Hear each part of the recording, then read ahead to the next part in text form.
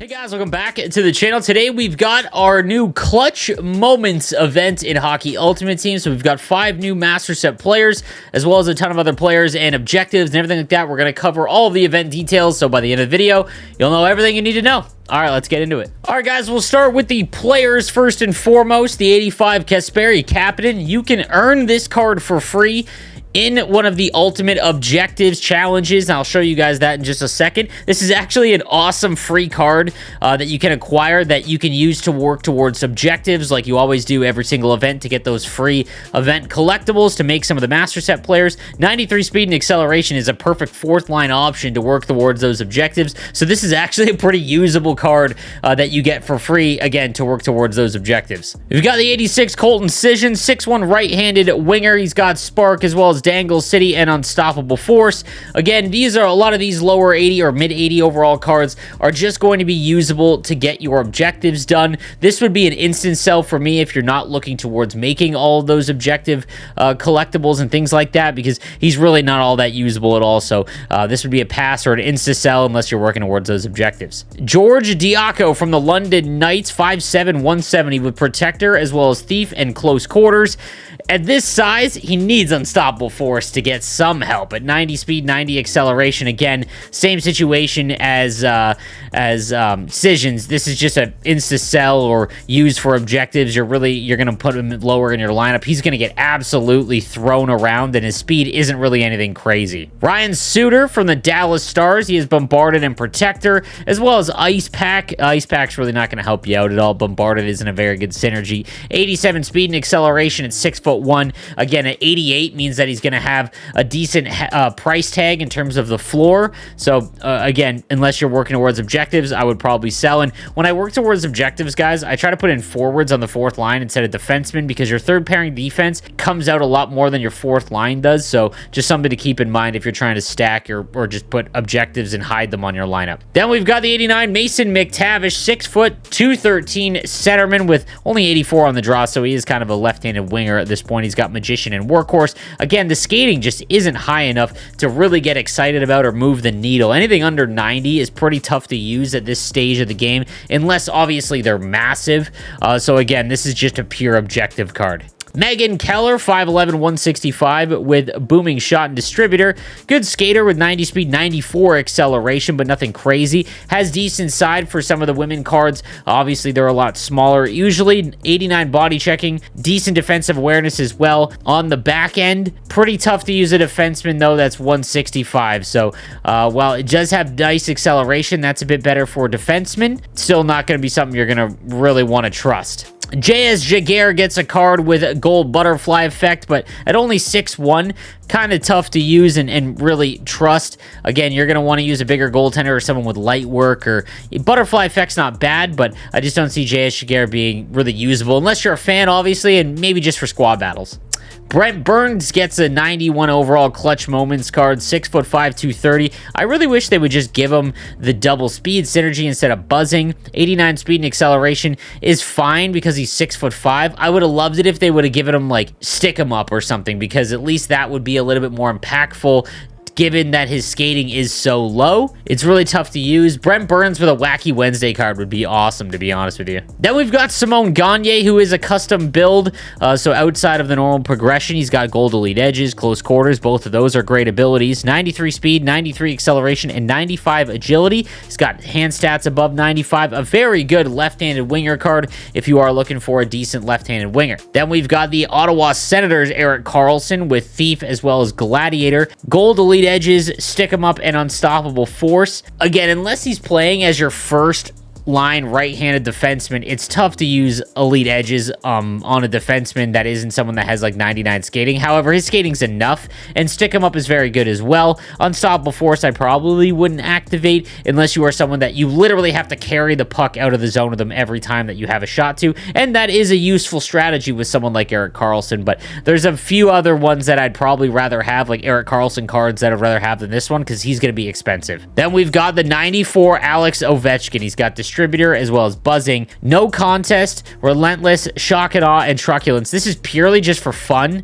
Like in terms of Relentless and Shock and Awe, you're not really going to use those. 92 speed and acceleration on a 6'3", 238 winger is very good, and Truculence is extremely impactful as well. Max shot, essentially, max hand stats almost as well. A very aggressive type of forward, almost like a right-handed version of Anthony Mantha from the prior event. All right, on to the MSPs. We've got the 95 Team Canada, John Tavares, and I love the MSP work here. It kind of reminds me of that dynamic duo, obviously the comic book style. He's got Wingman, Spark, as well as Thief, and again, you can go with some other options here. He's got 3 options here now, so it looks like some of the higher up team of the master set players are going to have some more synergy options than they have in the past. Goal quick draw is fantastic on at least one centerman that you use. Close quarters is one of the best abilities in the game. Big Tipper is fun. No Contest is also useful. And then Unstoppable Force is, again, one of the best abilities you can have.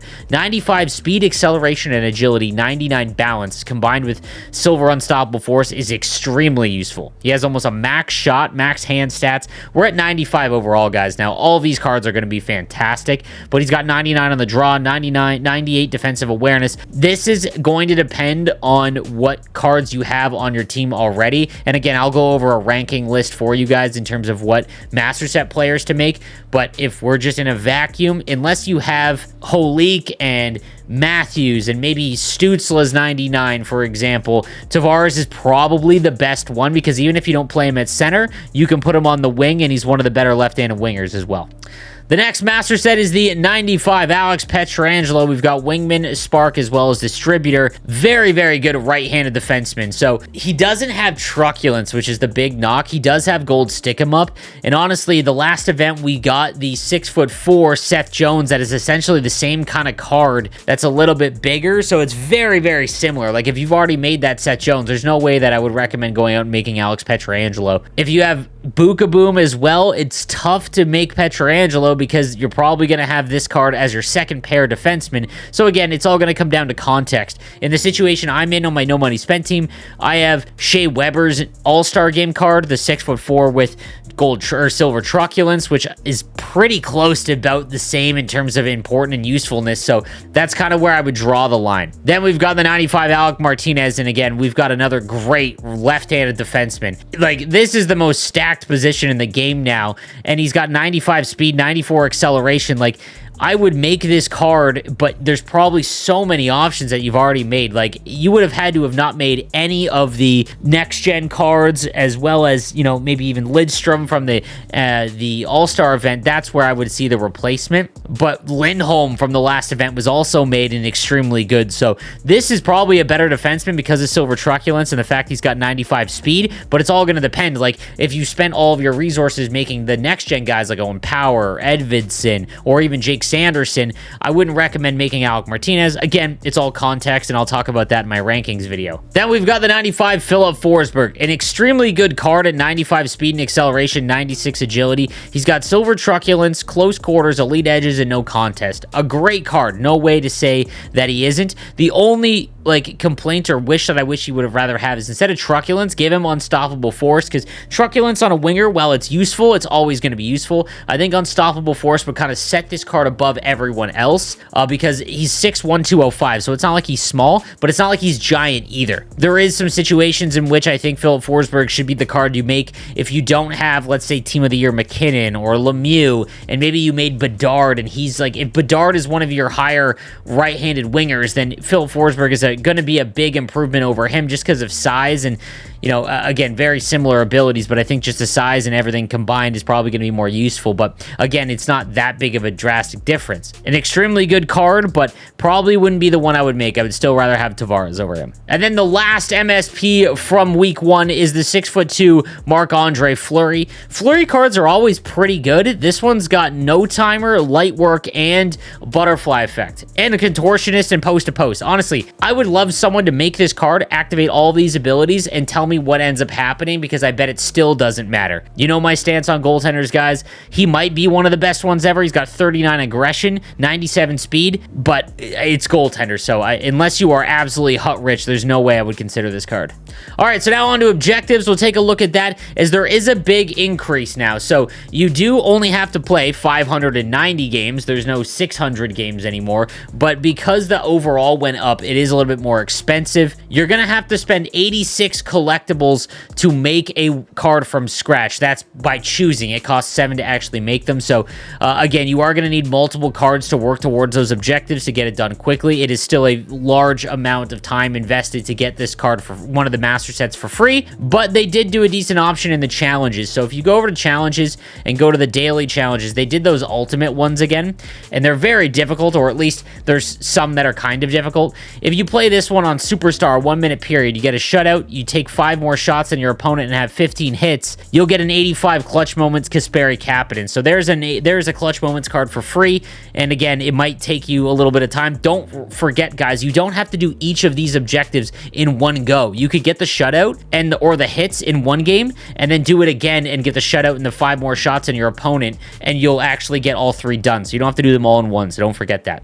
The next one will score 10 goals, 3 shots against, and a face-off percentage of 95% on semi-pro. You will get another random 85 to 86 clutch moments card. Again, that's pretty big. I hope to God that Kasperi Kapanen is not included in that random set, because that would be brutal, but you could essentially get 2 free clutch moment cards there to work towards to knock down those objectives. And then the last one, score 6 goals, score 5 shorthanded, Superstar, 2 minute periods, you'll get a power-up collectible, which is pretty useful. That's 25,000 coins in value, so make sure you're paying attention to those. Don't forget, you can also do the Clutch Moments challenges to get 2 of the event collectibles to help towards making a free MSP, so make sure you're taking advantage of that, especially if you're no money spent.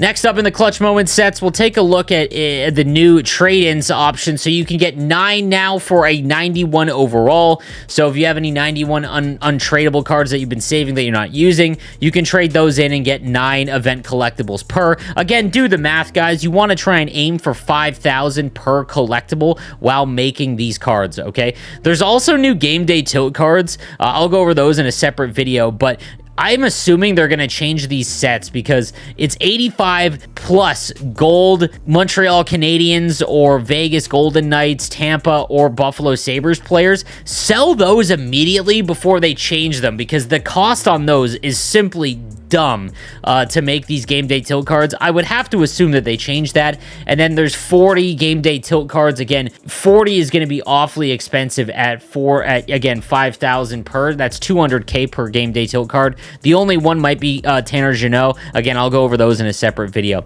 So for the actual event and making the MSPs, you can trade in 5 and you will get a random one, a random 86 overall. I probably wouldn't do that unless you can use all of the cards. You have to take into account that you're probably going to get, you know, Marc-Andre Fleury maybe in that. So 7 is always going to be recommended, just because, you know, that's the one, if you're going to make one of these, that's the one you want. But remember that it takes 86 collectibles now to get them all the way to 95, because they did go up in overall. That's 430,000 coins if each collectible is 5k. It's getting very, very expensive as a free-to-play player to make these.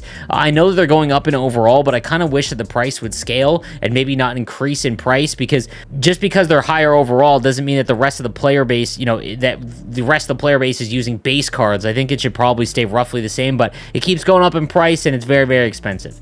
So guys, that's going to do it for all the info in regards to the Clutch Moments event. Let me know what you think in the comments section down below. I'll have a rankings list out tomorrow. Thank you guys again for watching. I'll see you next time. Have a good one.